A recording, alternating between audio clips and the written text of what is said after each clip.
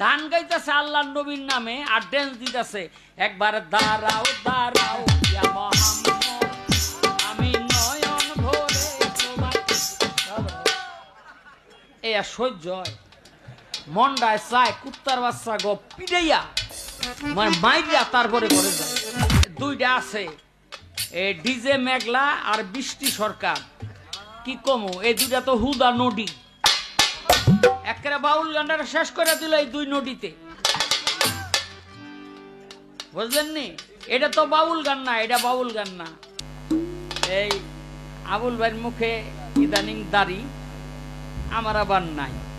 আমি একটা কথা জানতে চাই, সেটা হলো একটা দাড়ির মধ্যে 70 জন করে ফেরেস্তা, তুমি প্রত্যেকদিন ফেরেস্তা গো গুয়া খাইতে ভালাও বেলের দিয়ে চাইছে চাইছে ফেরেস্তা গো গুয়া কাটো, এটা শাস্তি রে কি হবে?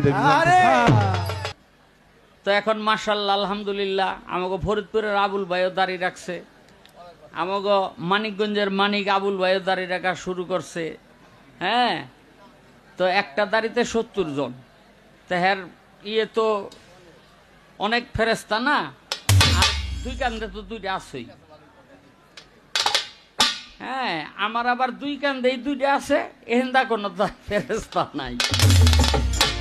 যদি জিগান কেন নাই, দুইটা কারণ। একটা কারণ হইলো এত ফেরেস্তার ভার বহন করতে পারতাছি না,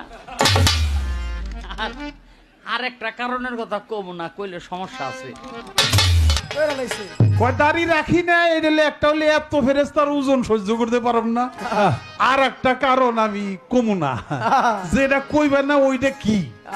আর এটা এক প্রশ্ন। আর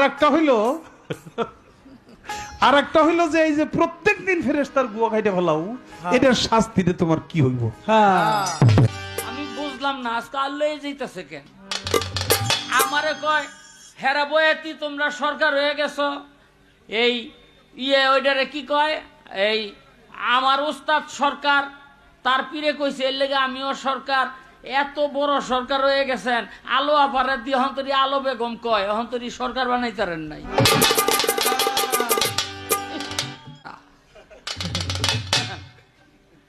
40-42 বছর ধরে সংসার কইরা নিজের ঘরের পরিবার রে পারলো না সরকার বানাইতে।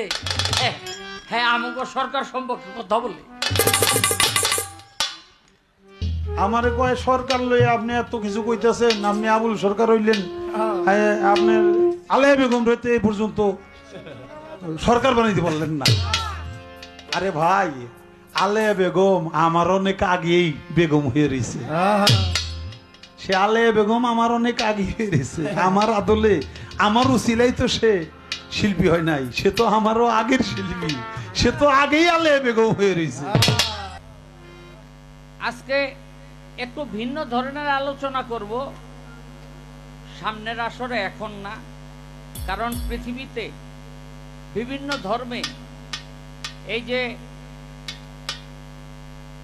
আপনার বিভিন্ন ধর্মে দেখবেন বিভাজন সৃষ্টি হয়েছে, যার যার ধর্মের মধ্যেই বহু দলে বিভক্ত, এই জন্য কেউ নিজের ধর্ম পালন করে আর শান্তি পাইতেছে না।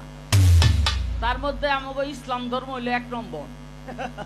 কেউ কয় বেহা হইয়া হওয়া ফরজ, কেউ কয় চিত হইয়া হওয়া ফরজ, কেউ কয় কাইত হইয়া হওয়া ফরজ, বুঝলেন?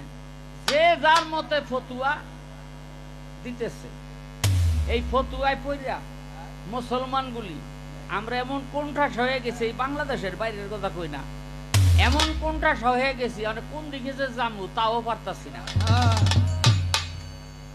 বুঝলেন? এটা নিয়ে আলোচনা করব সামনে ইনশাল্লাহ, আপনারা যদি থাকেন আর গেলে গা, হ্যাঁ আমার আলোচনা বাজ্যমুগা।